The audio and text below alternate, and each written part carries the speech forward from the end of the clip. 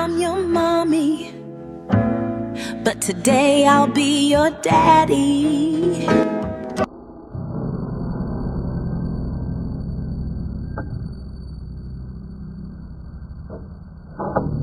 Will you take me to the father-daughter dance?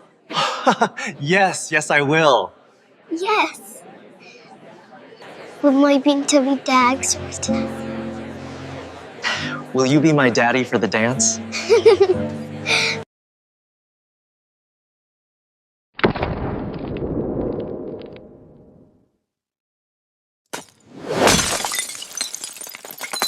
Every September, 7-year-old Imani asks the same question to a stranger.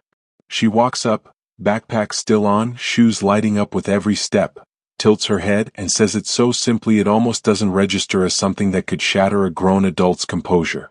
Will you come with me to the father-daughter dance? Every September the answer is no. A polite smile. Sorry, sweetheart.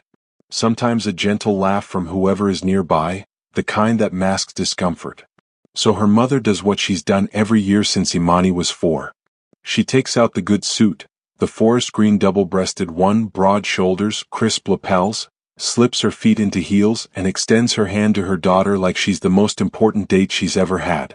Because she is. But this September, the stranger says yes.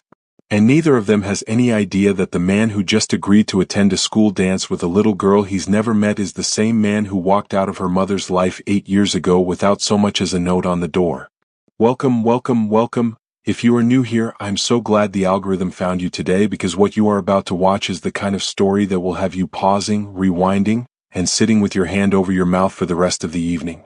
My name is on the screen. Hit that subscribe button right now and drop a comment telling me where in the world you are watching from. I read every single one. Now let's get into it. 8 years before Imani ever learned to tie her shoes, Beck Dugin existed in a world where consequences were theoretical.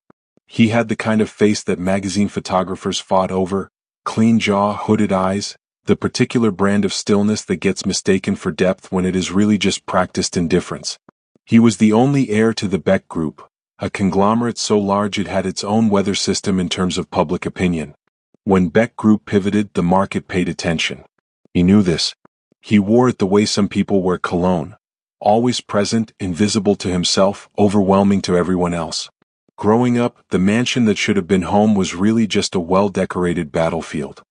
His parents had stopped loving each other long before he was old enough to understand love, and what remained between them was a kind of weaponized politeness that cut deeper than shouting would have. Divorce lawyers on speed dial. Slammed doors disguised as controlled exits. Two people who stayed married not out of devotion but because neither wanted to give the other the satisfaction of leaving first.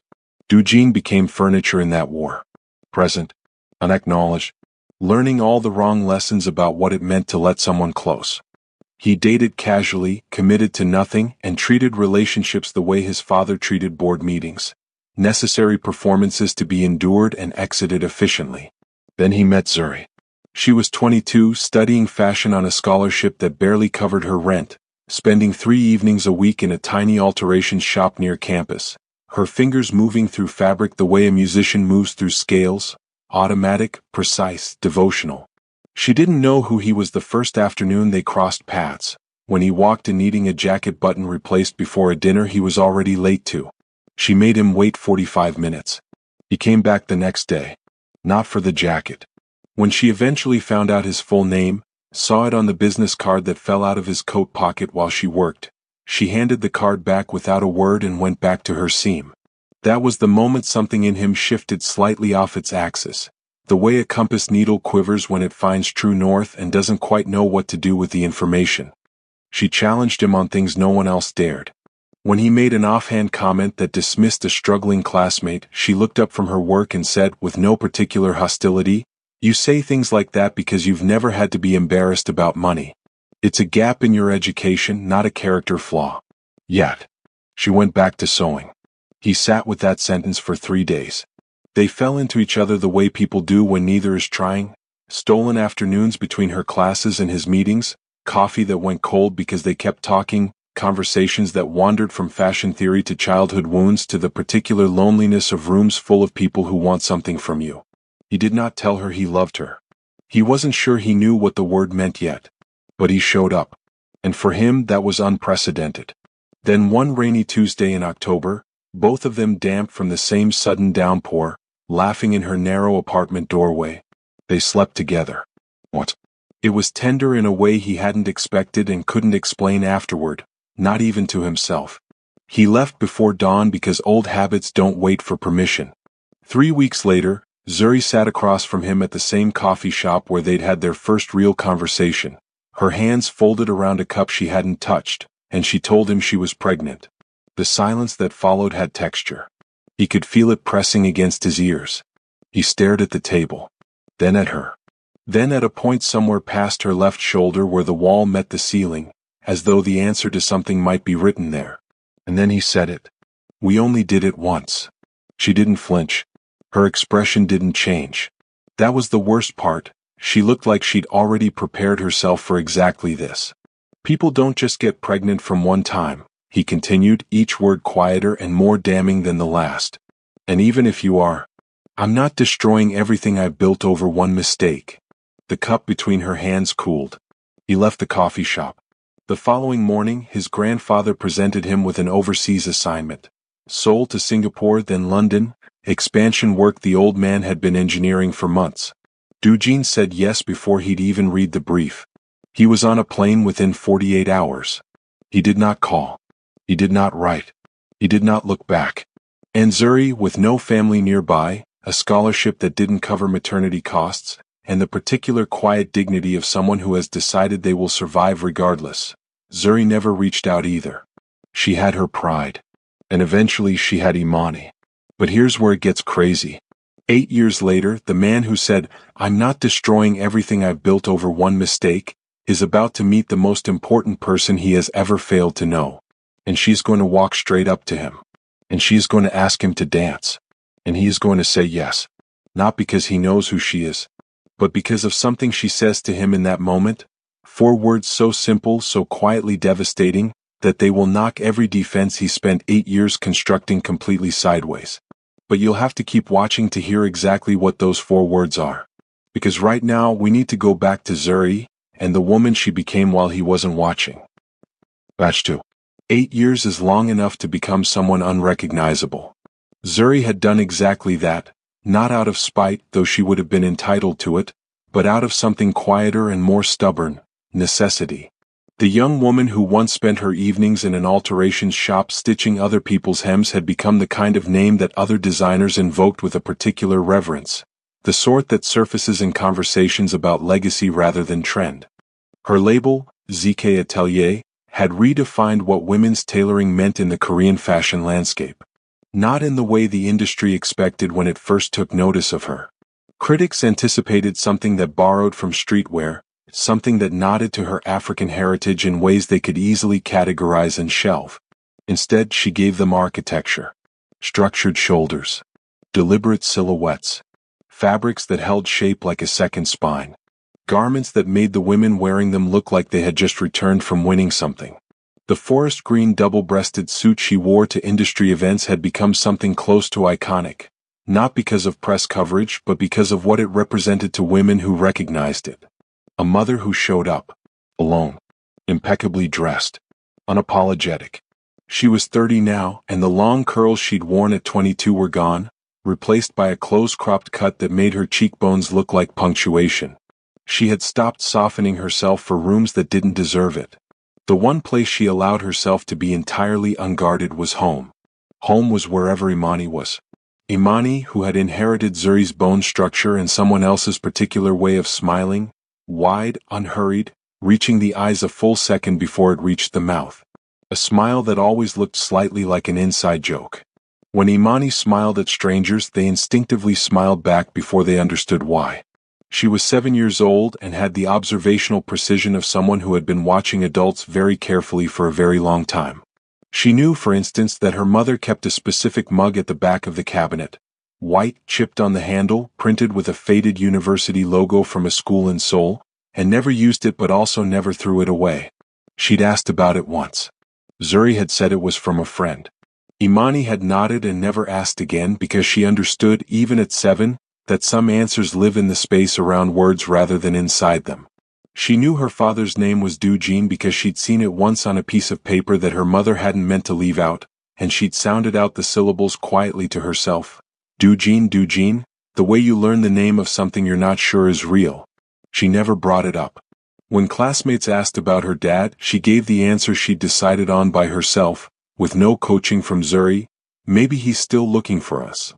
Said without bitterness. Said like a fact she was comfortable waiting on. The night before the charity event that would change everything, Imani sat at the kitchen counter watching her mother iron, not wrinkles out of a dress but a suit jacket, cream double-breasted, the kind that needed precision along the lapel, and asked without looking up from her drawing, "Mama, do you think I'll find a good person to take me to the dance this year?" Zuri moved the iron in a long, slow stroke. "I'll take you. Like always." "I know." Imani colored something in carefully. "But do you think I'll find a good person anyway? Just for practice." Zuri set the iron down. She looked at her daughter. Really looked, the way you do when a child says something that should be simple but lands with the weight of prophecy. "Where do you come up with these things?" Imani shrugged the way only children can, total shoulders to ears, total sincerity. "I just think it would be nice. For you too." Zuri went back to the ironing and did not respond. But her jaw had shifted slightly. The way a jaw shifts when you are pressing your back teeth together so that what's building behind your eyes doesn't make it to your face. Now, if you're enjoying this story so far, do me a favor and hit that like button right now. It takes 2 seconds and it genuinely helps this channel more than you know. And drop a comment. I want to know, do you think Dujin deserves a second chance? Yes or no, let me know below. Okay, back to the story. The charity event was called Threads of Tomorrow, a fashion showcase that raised funds for children's creative arts programs across low-income schools in Seoul. ZK Atelier was the headline sponsor. Zuri had designed the event space herself, and it showed clean lines, warm lighting, children's artwork framed and displayed at adult eye level so that adults had to look up at them, which was, as anyone who knew Zuri could tell you, entirely intentional. She was moving through the room with the particular efficiency of someone who has triple-checked every logistical detail and is now managing the gap between planning and reality when she saw her daughter break away from the group of children near the activity corner. She watched Imani scan the room. There was a method to it. Imani's eyes moved past the obvious candidates, the young fathers in casual clothes, the friendly-looking volunteers in event t-shirts. She moved past them all toward the far side of the room where a man stood alone near a display of children's painted canvases, his suit dark and precisely cut, his posture the kind you develop when you've spent years being the tallest person in every room, not physically but in terms of presence. He wasn't looking at his phone. He wasn't networking. He was looking at a painting a child had made, a house with a sun and 3 figures in front of it, and his expression was the closest thing to unguarded that his face had apparently allowed in some time. Imani walked directly to him. Zuri took 1 step forward, then stopped. She watched her daughter tug gently on the man's sleeve. She watched him look down. She watched Imani say something. She couldn't hear the words from across the room, but she saw his face. She saw the question land on him like something dropped from a great height. His expression didn't shatter. It tilted like a frame knocked slightly off its nail. Then he did something she hadn't expected. He knelt. And he answered her. And Imani turned back toward her mother with an expression that was so satisfied, so quietly triumphant, that Zuri felt the champagne glass tip in her hand before she could register what was happening. It hit the floor. And the sound of it, that single clean note of glass on polished marble, was the precise moment Zuri's well-ordered 8 years in the making life made its first crack.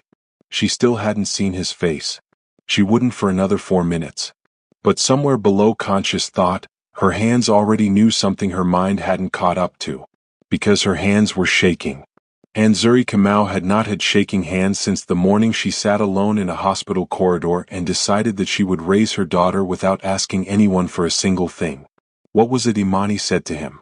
Those 4 words we mentioned? Here they are.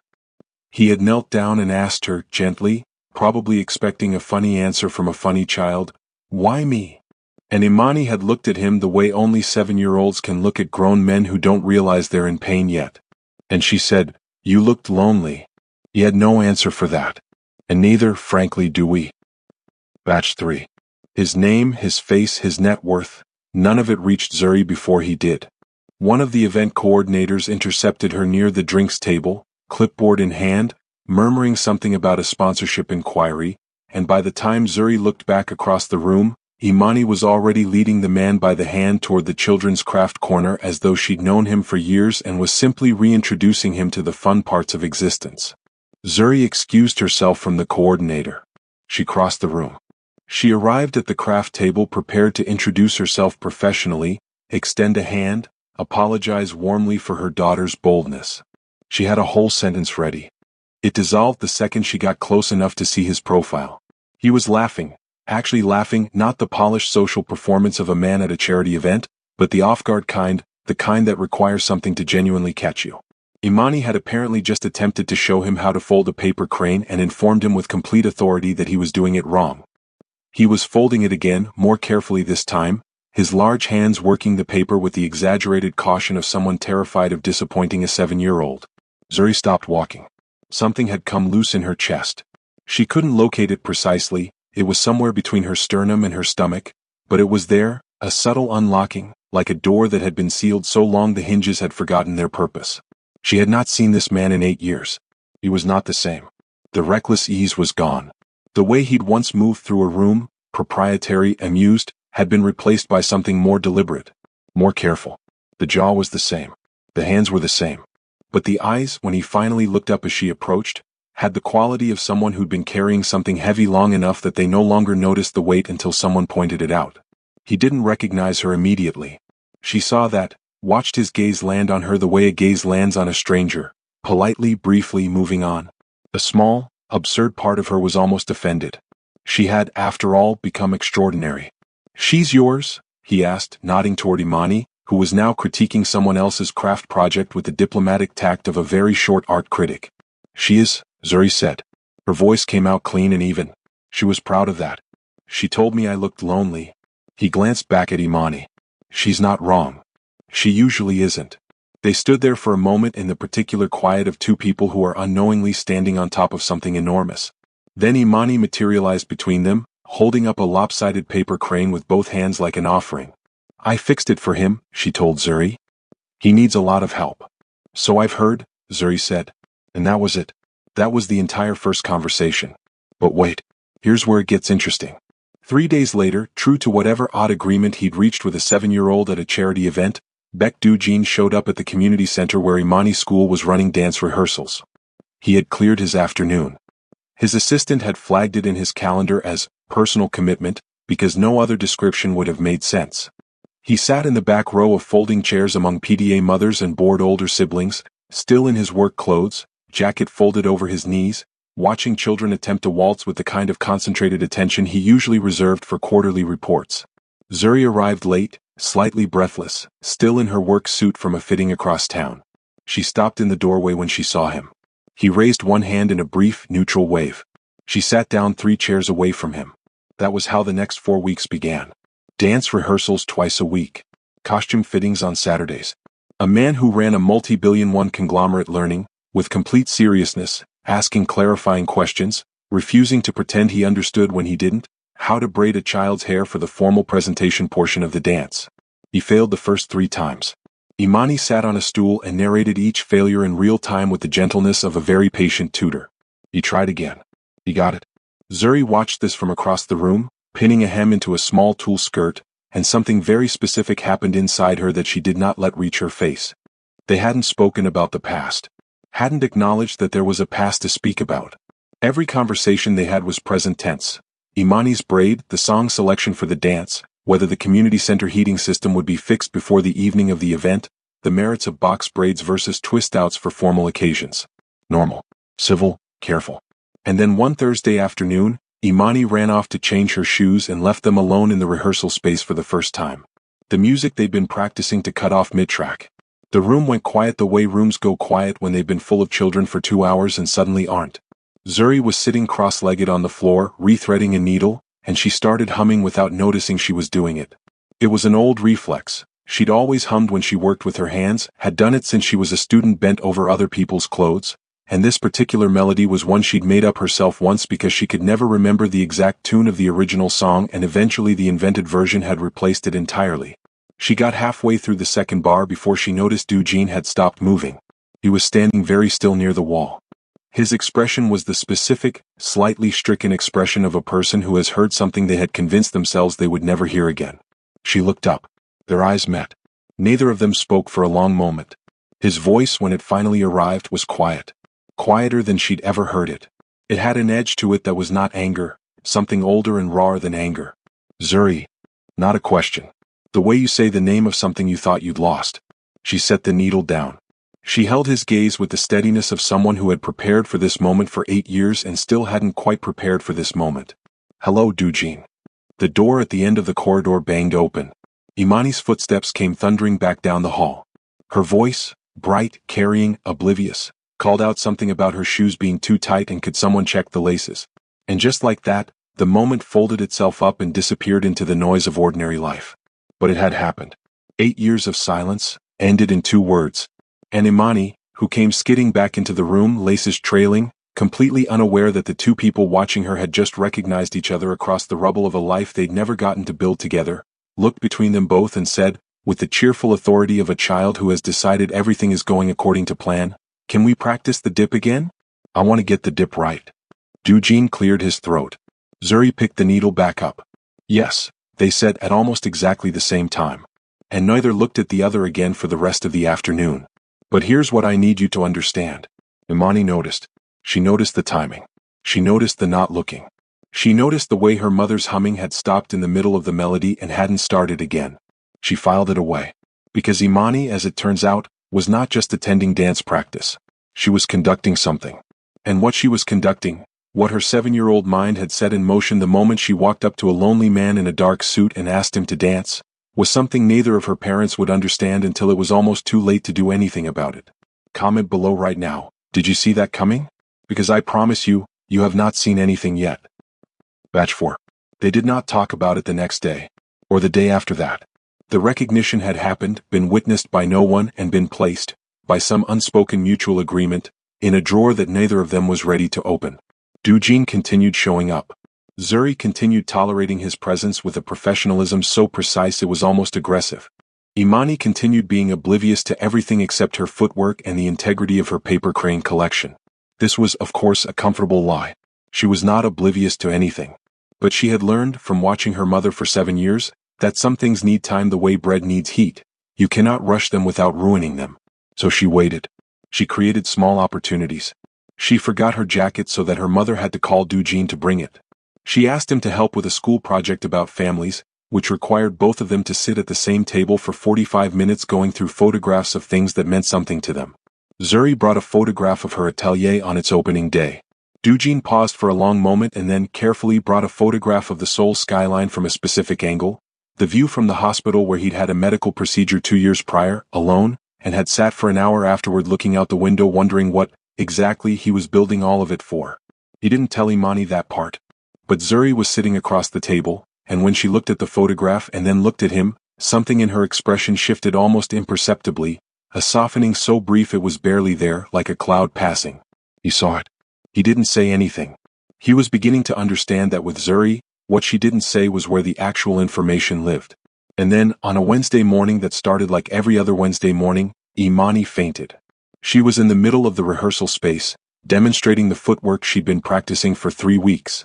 She'd been slightly pale for a few days. Zuri had attributed it to the change in weather, the late nights from the excitement of the upcoming dance, the relentless energy a 7-year-old burns through and then crashes from. She'd given her vitamins, made her drink water, watched her sleep. But this was not tiredness. One moment Imani was mid-step, arms out, chin lifted. The next she was on the floor. The sound Zuri made in that instant, it wasn't a scream. It was something quieter and more primal than a scream, the sound a person makes when their entire reason for existing suddenly needs them to move faster than their body will allow. She was across the room before anyone else had processed what happened. Dujin was right behind her. At the hospital, they sat in a corridor with blue-gray walls and a floor that smelled of antiseptic and rubber, and Zuri sat with her spine completely straight and her hands folded in her lap, which was how she sat when she was working very hard not to fall apart. Dujin sat beside her. He didn't offer platitudes. Didn't say it would be fine. Didn't fill the silence with the kind of noise people make when they can't tolerate silence. He simply stayed. Brought her a paper cup of coffee from the machine down the hall. Set it next to her without making it a thing. She didn't thank him. She picked it up and held it with both hands. And that was enough. When the cardiologist came out, young, precise, with the particular tiredness of someone who delivers difficult news more often than anyone should, Zuri stood immediately. Dujin stood with her. The diagnosis had a long name and a short meaning. Imani's heart had a rare structural defect. Congenital. Something that had always been there, quiet, waiting for a moment to make itself known. The fainting episode was its announcement. Without surgical intervention and a highly specific course of treatment, the prognosis was not good. Zuri did not cry in the corridor. She nodded. She asked clinical questions in a voice so steady that the cardiologist looked at her with something close to admiration. She wrote things down. She asked for second opinion referrals. She was precise and prepared and completely in control. She fell apart in the car. Dujin had driven her. His car was closer, it was practical, she hadn't argued. He sat in the driver's seat and did not start the engine. Zuri sat in the passenger seat and pressed the heels of her hands to her eyes and made no sound but shook in a way that was somehow louder than sound, and he sat with her in it for a long time. Eventually he said, "Tell me what you need." She lowered her hands. Her face was not the face of someone who cried often. It was the face of someone who had been doing this, surviving enormous things, for so long that grief had become a private, almost domestic act, as ordinary and necessary as breathing. She said, "I need Imani to be okay." "Then that's what we work toward," he said. Simple. No hesitation. She looked at him then, really looked, and what she saw in his face was not the easy confidence of a man promising things he doesn't understand. It was the look of a man who has finally found something worth staying for and intends, this time, to stay. That was the night everything quietly rearranged itself. No declaration. No sudden embrace. Just two people sitting in a hospital parking lot in the dark, making an unspoken agreement to face something terrible together. Rehearsals stopped. Hospital visits replaced them. Dujin started appearing not just during visiting hours but in the hours before them. Bringing things Imani had mentioned wanting, a specific brand of juice, a book about birds with illustrations she'd seen on a screen and described to him from memory. He learned which nurses were on which shifts. He learned that Imani disliked the blood pressure cuff on her left arm but tolerated it on her right. He learned the names of her 3 imaginary friends, all of whom she'd apparently decided lived in the hospital now as a courtesy to her. He came back every day. Not because anyone asked him to. Not because it was expected. He came back because leaving, at some point he couldn't precisely identify, had stopped being a thing his body would agree to do. One evening, well past visiting hours, he and Zuri sat on the bench outside Imani's room with paper cups of terrible vending machine soup, and Zuri asked him something she'd clearly been holding for a while. "Why did you keep coming?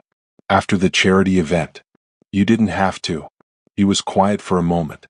"She said I looked lonely," he said. "Nobody had told me the truth in years. Not like that. Not without wanting something from me." Zuri looked at the wall. "She has a talent for that. She learned it somewhere." Zuri said nothing. But the corner of her mouth moved, just barely, in a direction that wasn't quite a smile and wasn't quite not one. Slowly, not dramatically, not with sweeping gestures or manufactured moments, the distance between them began to close. In conversations that wandered. In the sharing of uncomfortable honesty. In hands that brushed while reaching for the same chair, and neither person moved away as quickly as they might have a week earlier. One night, Zuri quietly said, "I hated you for years." "I know," he said. "I didn't let Imani hate you. That was the hardest part. She asked me once if you were a bad person. I told her no. I told her you were just not ready yet." He sat with that. "Were you right?" She looked at him. "Ask me again in 6 months," she said. But her shoulder was 2 inches closer to his than it had been at the start of the evening. And Imani, who had made friends with half the pediatric ward and knew everyone's name and had charmed the night cleaning staff into letting her keep the light on an extra hour, Imani watched all of this through her window on the days they walked to the parking lot together. She watched the way her mother's posture changed when Dujin was near. She watched the way he always positioned himself slightly between Zuri and whatever direction the wind was coming from. She picked up her notebook. She wrote in it with the careful, oversized handwriting of a child who is being very deliberate. Then she closed it and tucked it under her pillow. And now I need to ask you something, because I've been thinking about this story all week and I genuinely want to know what you think. Do you believe some people deserve a second chance at the love they were too broken to hold the first time? Tell me in the comments. And if this story is hitting you right in the chest, please share it with someone who needs to hear it today. Because what happens next, what we find out about Imani, and what her notebook says, is going to change the entire shape of everything you thought you understood about this story.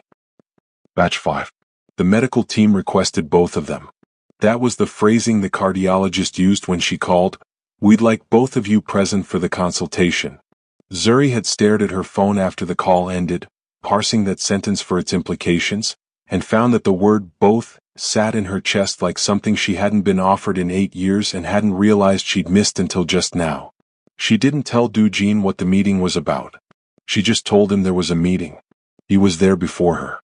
He was wearing the suit he wore when things mattered. She'd noticed somewhere along the way that he had a suit for every register of occasion, and this one, charcoal and narrow with no tie, meant he was taking something seriously. The cardiologist entered with 2 colleagues and a folder thick enough to have its own gravity. Experimental treatment, she explained. A protocol being piloted in 3 hospitals globally, showing early promise in children with Imani's specific defect. It was complex. It was risky. And one of its key components, a cellular compatibility procedure, required a biological match that standard donor databases rarely produced. The odds of finding a compatible donor from outside the immediate family were low. The odds within a biological parent, significantly higher. "We'd like to test both parents," the cardiologist said. Neither Zuri nor Dujin moved. After a moment, Zuri said carefully, "Her father is not. He isn't involved in," she paused.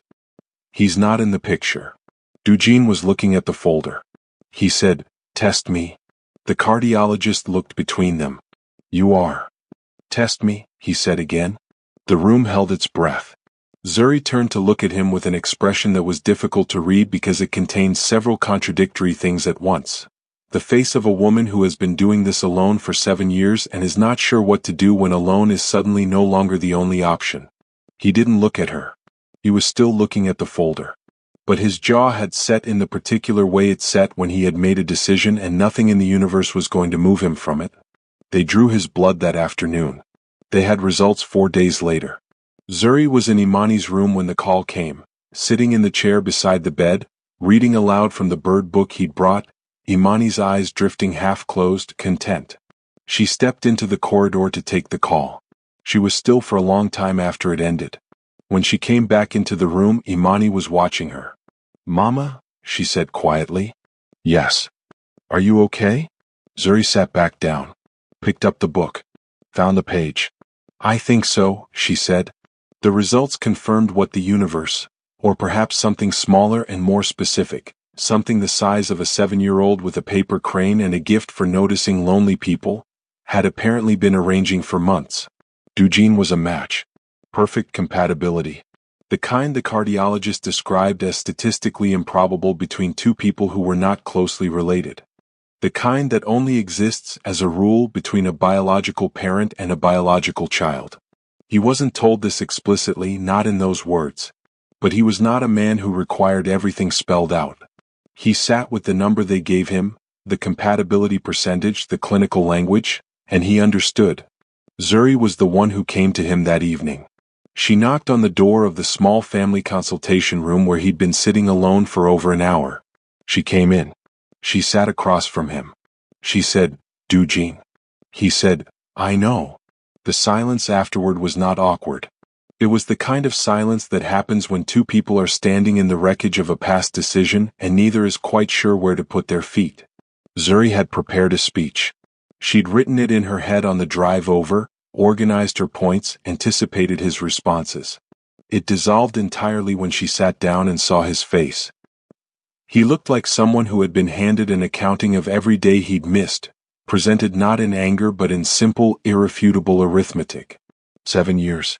2,560-something days. First birthday. First word. First fever. First friend. Every September, a dance he hadn't attended.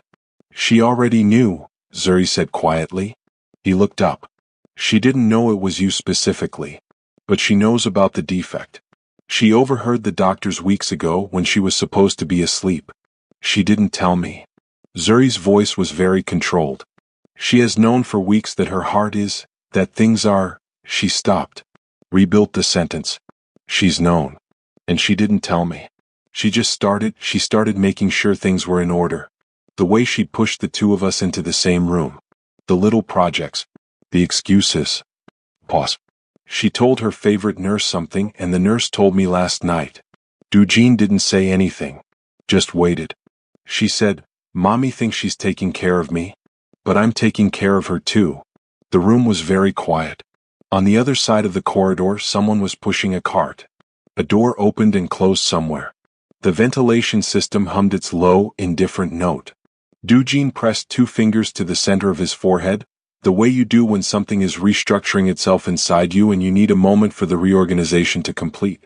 A 7-year-old with a defective heart, who had spent what might be her remaining good weeks making sure her mother wouldn't be alone. What do you need me to do? He said. And that was the moment, not the DNA result, not the recognition in the rehearsal room, not the hand brushing in the hospital corridor. That was the actual moment something between them became irrevocable. Zuri looked at him.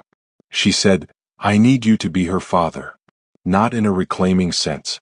Not as a legal formality or a dramatic gesture. She said it the way you say something that's been true for a long time and you're only just allowing yourself to say aloud. He said, I already am.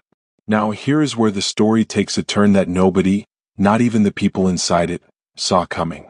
That notebook Imani kept under her pillow? One of the nurses had helped her with it. Not the contents. The words were entirely Imani's, written in her oversized, serious handwriting, 1 thing per page. It was a list. Things I want Mama to have when I'm not here. Number 1. Someone to bring her coffee when she forgets to eat. Number 2. Someone to fix the shelf in the atelier that's been broken for 2 months. Number 3. Someone who thinks she's the most important person in the room. Even when she's wearing the old suit. Especially then. Number 4. Dancing. She should dance more. She's good at it when she's not being serious. Number 5. Dujin. Just the name. No explanation. No annotation. Just Dujin. As though she had known exactly where this was going before any of them did. Because she had. Which means that the father-daughter dance, the thing this entire story has been building toward, was never really about Imani getting a father.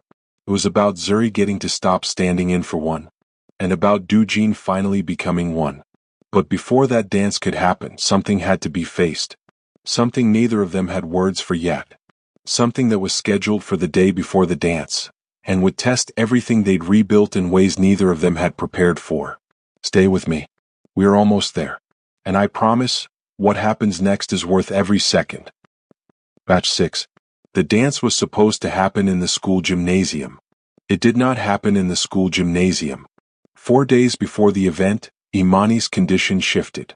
Not catastrophically, not the way Zuri had been quietly bracing for every morning when she walked into the pediatric ward and looked at the monitors before she looked at her daughter's face. But enough. The cardiologist used the word unstable, with the particular precision of someone choosing each word from a very careful list. Imani would not be leaving the hospital for the dance. Zuri sat with this information for exactly 11 minutes in a bathroom stall on the 3rd floor, because 11 minutes was what she allowed herself. Then she washed her face, straightened her jacket, walked back to her daughter's room and announced, with the brisk, decisive energy of a woman who has redesigned entire collections in response to a single critic's review, that the dance would be coming to them instead. They won't allow that, the ward administrator said. Persuade them, Zuri said. They allowed it. It took 2 days of negotiations that Zuri conducted with the diplomatic efficiency of someone who has spent a decade building a fashion empire one skeptic at a time. The school's parent committee agreed. The music teacher agreed. 3 pediatric ward nurses requested and were granted permission to participate. Parents of other long-term patients asked if their children could join. By the time the evening arrived, the pediatric ward of the hospital had been transformed in the specific way that only happens when someone with a designer's eye and a grief they are refusing to capitulate to decides to make something beautiful out of something terrible. String lights along the corridor. Children in their dance clothes, some in wheelchairs, some on crutches, some simply standing and swaying. A small sound system borrowed from the school. The smell of the flowers someone had brought mixed with the antiseptic smell of the ward until the two scents reached a kind of truce. Imani's room door was open. She was sitting up in bed in the dress they'd made together, ivory, tea-length, with a sash that matched the emerald of her mother's handkerchief exactly. Her braids were up, secured with the pearl pins she'd picked out herself at a market 3 weeks before the world rearranged itself. She looked exactly like what she was. A 7-year-old who had decided this evening was going to be exactly what she'd planned, regardless of what the universe had said about it. Zuri arrived first. She came in wearing the cream double-breasted blazer, the one with the flowing trousers, the white shirt, the brown tie tucked neatly, the pointed white pumps, because this was a formal occasion and Zuri Kamau did not attend formal occasions looking like anything less than the best version of herself. She'd added her rimless gold-framed sunglasses and then taken them off again, because this was not an occasion for shields. Imani looked at her and said with total satisfaction, "You look like a whole building, Mama." "Thank you," Zuri said in the voice of someone who has just been given the only compliment that has ever mattered. She sat on the edge of the bed, took Imani's hand, ran her thumb over her daughter's knuckles in the small, circular motion she'd been doing since Imani was 3 days old and had reached out and grabbed her finger in the hospital as though checking to see if she was real. "You ready?" Zuri asked. "Almost," Imani said. "He's not here yet." Zuri looked at the door. He was in the corridor. He was wearing a black tuxedo, precisely cut, deliberately chosen, with an emerald pocket square folded at the breast pocket. He was standing just outside the doorway and she understood, watching him, that he was composing himself. Not in the theatrical sense. In the private sense. The way a person stands just before entering a room that holds everything they have spent years believing they forfeited the right to. He knocked on the open door. Imani's face, that wide, unhurried smile reaching her eyes a full second before it reached her mouth. "You came," she said. "I told you I would," he said. He came to the bedside. He looked at her for a moment with an expression that he did not attempt to manage, and Imani looked back at him with the clear, uncomplicated vision of a child who has decided not to be afraid of large feelings. Then he looked at Zuri. She looked back. And neither of them said anything because they were both operating at the outer boundary of what language is actually useful for. He extended his hand, not to Zuri, to Imani. "May I have this dance?" he said, "with my daughter?" 3 words. 3 words he had never said to anyone, had not allowed himself to say, had not known how to carry until this moment deposited them into his mouth like something his body had been holding in reserve. Imani put her hand in his. Then she held out her other hand to Zuri. "Both of you," she said. "I want to dance with both of you." The music from the corridor floated in, a slow, simple song, the kind that has no agenda, that just asks you to move gently and let the moment be what it is. And in the small, string-lit room, in a hospital that smelled of antiseptic and flowers reaching an understanding, the 3 of them moved. Not gracefully, particularly. Imani could not stand for long, and so it was less a dance than a swaying, a staying close, a movement that was really just a way for 3 bodies to say something that words had never quite been adequate for. Zuri's eyes stayed dry for approximately 45 seconds. Then Imani leaned her head against her mother's sternum and made a small, contented sound, and that was the end of dry eyes in that room and possibly in the corridor, where 2 nurses had been observing through the window and were now pretending to check clipboards. Later, after Imani had fallen asleep holding both of their hands, her face turned toward the window where the city lights made the sky amber at the edges. After the string lights had been taken down and the other children returned to their rooms and the ward settled back into its nighttime rhythm, Dujin and Zuri stood outside her door. He did not begin with an apology. She had told him, weeks ago in a corridor much like this one, that she was tired of apologies from people who said them before they understood what they were apologizing for. He had taken that in and not forgotten it. He said, "I cannot give her the years back. Or you. I know that. I'm not going to stand here and ask you to pretend they weren't taken. Zuri looked at the window of Imani's room. Inside, a small shape breathed steadily under a blanket with ivory cranes printed on it. A pattern the nurses had found and put on her bed 2 weeks ago because of the paper crane that sat on her bedside table, the one Dujin had finally managed to fold correctly and Imani had kept. She knew, Zuri said. Yes. She knew something was wrong with her heart. She knew for weeks. And she spent those weeks making sure I wouldn't be alone. Yes. She's 7. Yes. Zuri turned to look at him. Her face in the corridor light was the face of a woman who has been strong for so long that strength has ceased to feel like a choice and has simply become the texture of existence. But who is, in this moment, very tired of being strong alone. If she stopped, rebuilt, whatever happens next, you don't get to leave again. He met her eyes. I'm not going anywhere. She held his gaze for a long moment, reading him the way she read fabric, looking for the quality of the thing beneath the surface, checking the integrity of the construction. What she found was not perfection. What she found was a man who had spent 8 years becoming someone worth coming back to, without knowing what he was preparing for. She took his hand. Not the way people take hands in declarations. The way people take hands when they are walking into something difficult and neither wants to walk into it alone. They stood like that in the corridor for a long time. Outside, the city continued its business. The hospital breathed its night rhythm. Inside Imani's room, the ivory crane on the bedside table cast a small shadow in the lamplight. Imani had known, from the moment she saw a man standing alone near a painting of a house with a sun and 3 figures, exactly what she was doing. She had seen the shape of the family she was supposed to have. She had walked up to it. She had asked it to dance.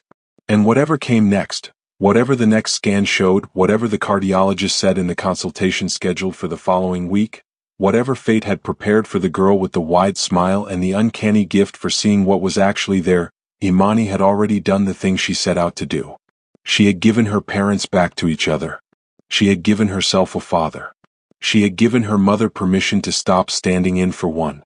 Some children come into the world and change it loudly. They announce themselves. They arrive at full volume. Imani changed her small corner of the world quietly, with braids and paper cranes and a question she asked a stranger every September until finally, the right stranger said yes. Whether she had more Septembers ahead of her, none of them could say. But she had this one. She had the dance. She had both of her parents, holding her hands in a circle that had taken 8 years of wrong turns and heartbreak and becoming too close. And she had been enough.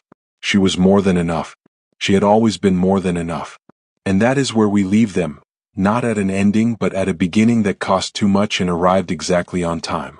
If this story moved you the way it moved me writing it, please hit that like button right now and leave me a comment telling me which moment hit you hardest. Was it Imani's notebook? The corridor conversation? The dance? I read every single one and I will reply. Subscribe if you haven't already because there is so much more where this came from. And one more thing, I've been getting so many messages asking me to go deeper into stories like this one. If you would like to experience an extended, more immersive version of this story, more of the details, more of the conversations, more of the parts we didn't have time to tell, drop more in the comments and let me know. I might just have something for you. Where in the world are you watching from? Drop your city in the comments. I want to see how far this story has traveled. Thank you for being here. Thank you for watching until the end. I'll see you in the next one.